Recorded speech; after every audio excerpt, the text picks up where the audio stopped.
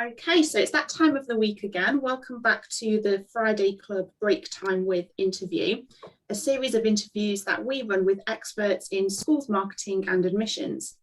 This week, I have the absolute honour and privilege of a break time with our guest, Jane Forster, Director of Marketing, Communications and PR at North London Collegiate School, Jeju. Welcome, Jane. Thank you. Nice to be here, Sophie.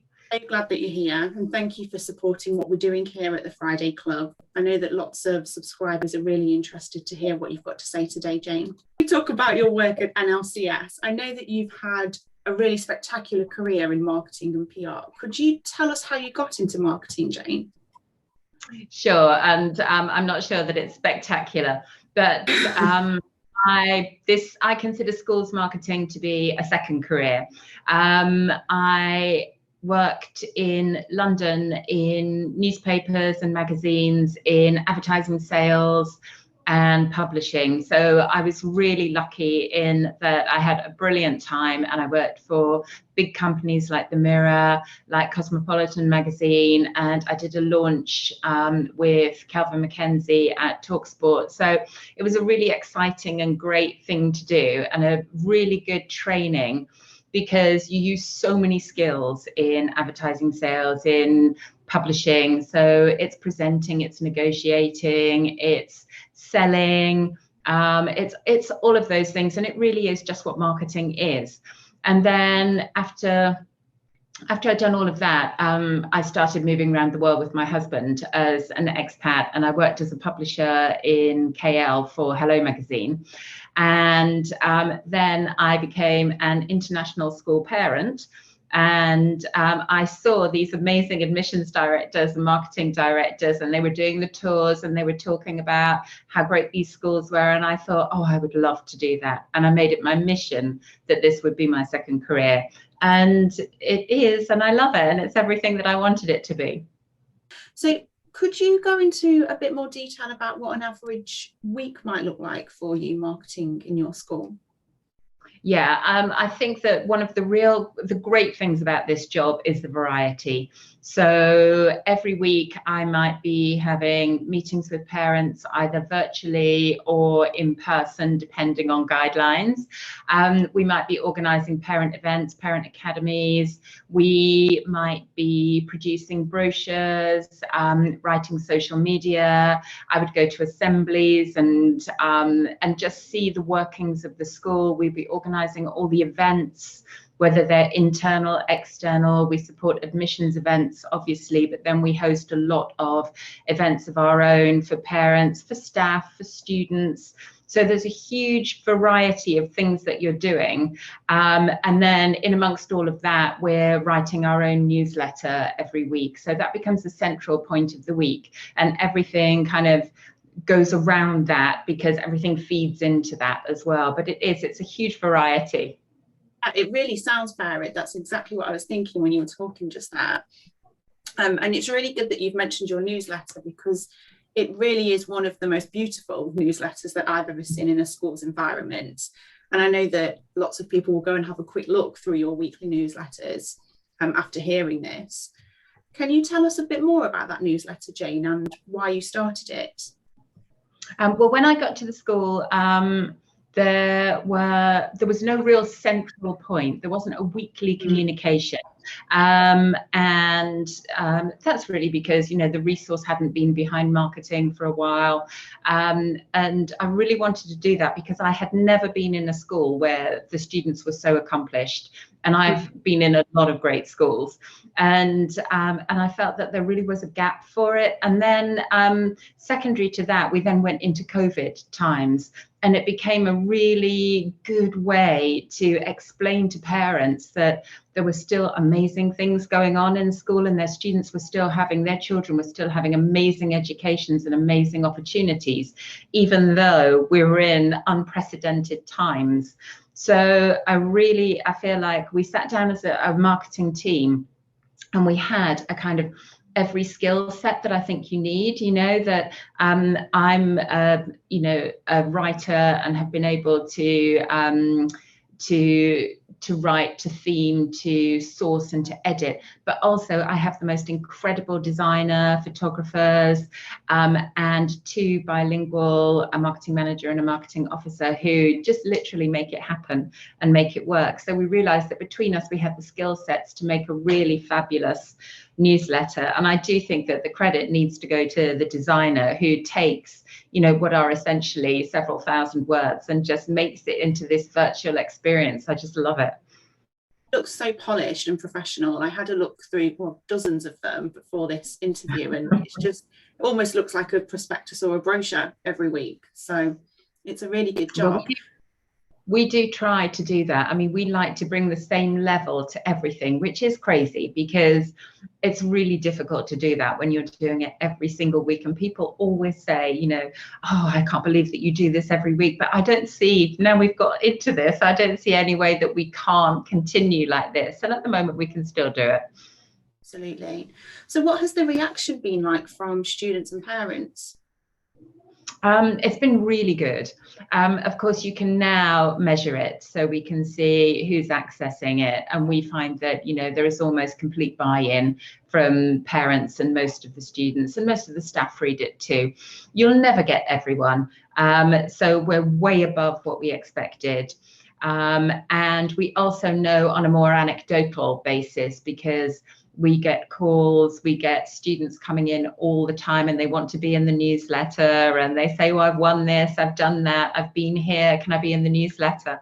And that's really lovely for us, because they come in, they have a chat, they have their photo taken, and the next week, you know, you'll get 10 more wanting to do the same thing. So it means that we become really immersed in the school and the stories of the school. So it feels like here we're not, it's not as if it's distant to us, we're part of it. And it makes it so much easier to be authentic about what you write, because I'm a real believer in that every international school and every independent school is a good school.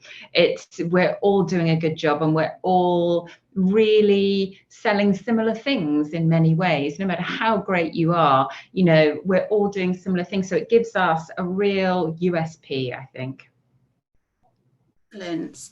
So do you think that it's possible for a school to measure things like the impact of communications, like a newsletter, to say parental engagement, retention, and things like that?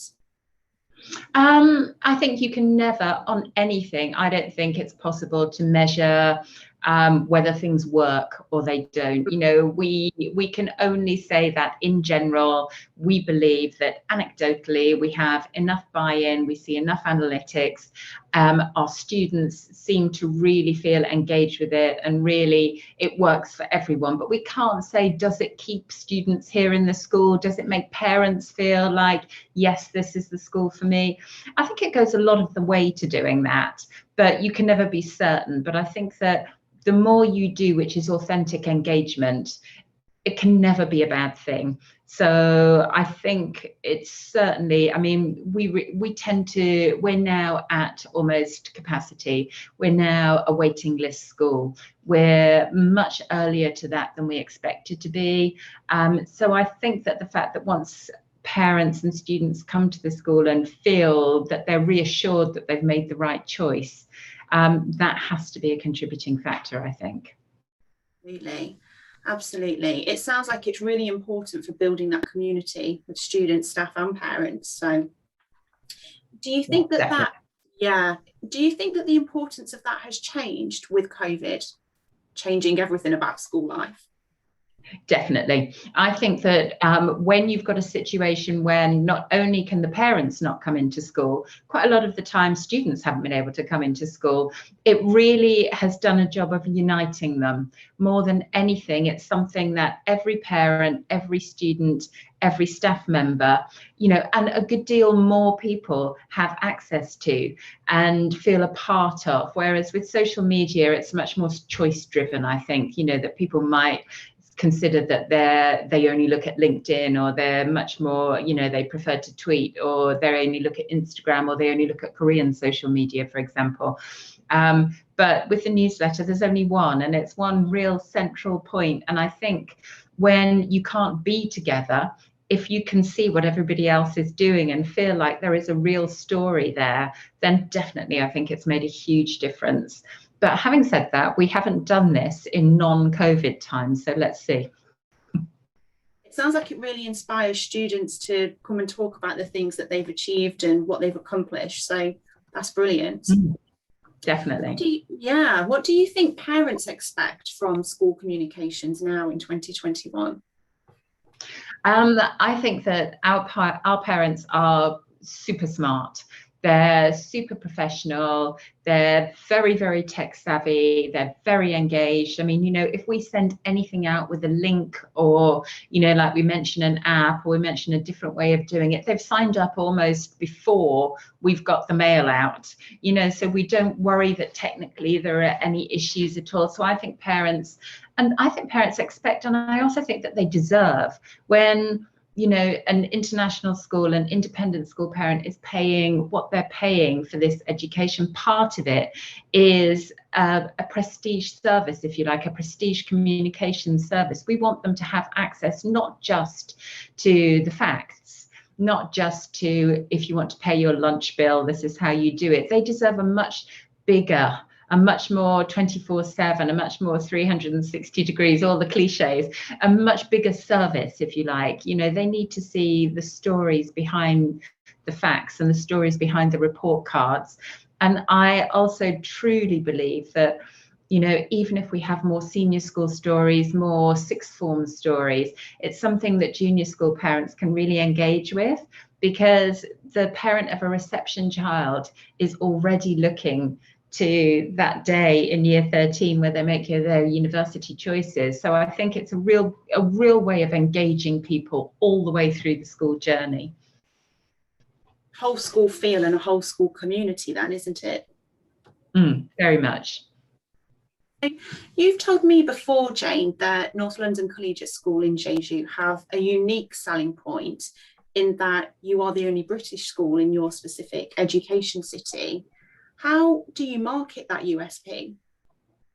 I think it's important because we're in the global education city, which at the moment has 4 international schools, and it's a slightly different place to many other international school arenas, if you like, because Korean passport holders, if they want access to an international education, then they come to this special education zone.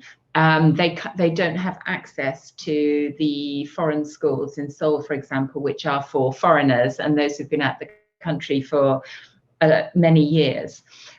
So I think that we are the only British school. The other schools are Canadian, Korean, and American. So it's a way to access the IGCSE. It's the way we offer the IBDP in the sixth form. So it's a real way for them. They know and they trust a British education. They know and they trust a name like NLCS. So I think that really reassures parents, and it's something that we can sell, you know, just in simple terms. When we run advertising campaigns, whether they're in print or they're digital, you know, we'll use the Union Jack. So we use the flag, you know, to really signal that it's British. You know, we're always reminding that, you know, it's the only place that you can do IGCSE. We remind potential parents that this is a stepping stone to the best British universities.